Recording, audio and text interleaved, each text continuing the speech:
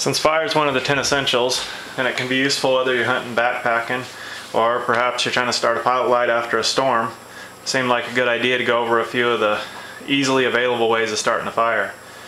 This is a Swedish fire steel with the handle cut down. This one came from Countycom.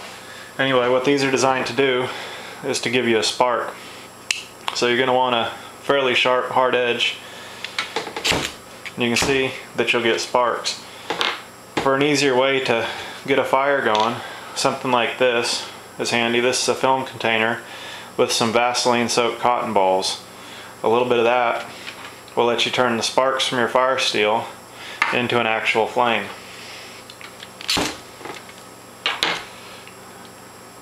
You can see that we've got a little something to work with now, and that'll burn for a good little bit.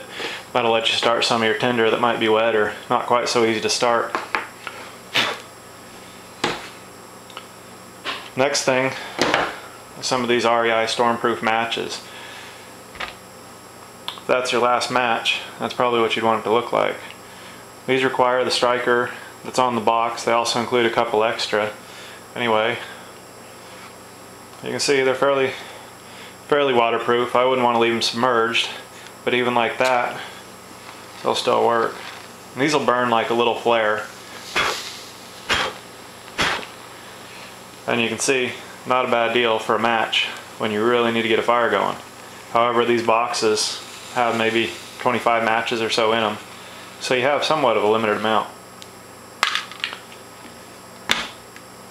Last is a Bic. These will work for a long time. They work best when it's not freezing cold out. If you're going to store it, put a little wire twist tie or a rubber O-ring right here to keep this button from being depressed. Also, they're significantly easier to use when the child safety device isn't right here over the flint wheel. Nothing too fancy. If you've got a bright color, it's easy to see when you drop it in the ground, drop it wherever. If you want to see how much fuel's in them, take and put a flashlight behind it, and that'll let you figure it out. If you have the lighter colors, it's easier to do that. When you're trying to keep a fire going, rather than waste your lighter or your matches, whichever, it's nice to have a little bit of something to extend it. This is fat wood. You'll hear people talk about it now and again. What it is, a tree that before it died pumped a bunch of pitch trying to heal itself. So this is resinous, fairly waterproof, and it burns real well. One thing you can do is, if you have just a straight pencil sharpener like this, makes a nice easy way to get some shavings. Anyway, some of these nice fine shavings like this can light and give you something to get your fire started if you have just a little bit bigger stuff. These burn real hot and nice as well. This is a little chunk of a Coughlin's fire starter stick. These are about a 1/2 inch square. Usually they're about so long. But break off a little piece of these and they're nice to get your fire going because you don't have to sit and baby it. You can light that up. Light that up, put it down, put your tinder over the top of it. Sometimes for emergencies it's nice to have something that'll burn real hot. This is the trioxane tablets. These will burn for 8 or 9 minutes with a nice hot flame. So finally, one of the big debates on lighters is the Bic versus the Zippo. So just for fun, we've got 2 of them sitting in a freezer right now at about 5 degrees below zero.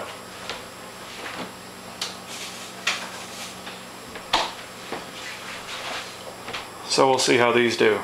You can see it's all icing up in here now that it's out of the cold. Anyway, got the Zippo. We've got the Bic. The Bic, you can see, has the child's protective safety device on it. Anyway, both of these are non-functional right now due to the cold.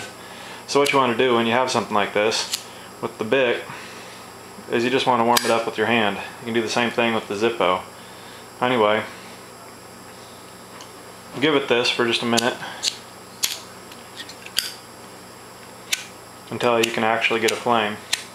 These will warm up and they will work here shortly. There we go, there's the Zippo. The Zippo you can put down and let go. There, Oh. And there's our Bic trying to get fired up. Anyway, you can see one of the appeals of the Zippo is that it can be used with no hands. So if you're trying to get something going over the top of it, it's real easy to use it. You could use it for flashlight, I guess, if you had to. You can see the Bic has a huge difference in flame size. Also, it requires you to be pushing the button down. There are a couple of drawbacks to the Zippo. One of them is that it will evaporate the fuel through this gap without being used. So if this is something that you carry daily, then you'll probably want to fill it up ever so often. If you never carry it, then you'll be wanting to keep a bottle of fuel handy so that it will be available when you need it. The Bic, put an O-ring on it, throw it away, don't worry about it. Just keep it in a bag or a pack and it'll still be there when you want to use it. For their size and weight, you can have a couple of them. So that's all I can tell you about ways to make fire. I hope you find something that'll work for you and get a chance to test it and use it. Have a nice day.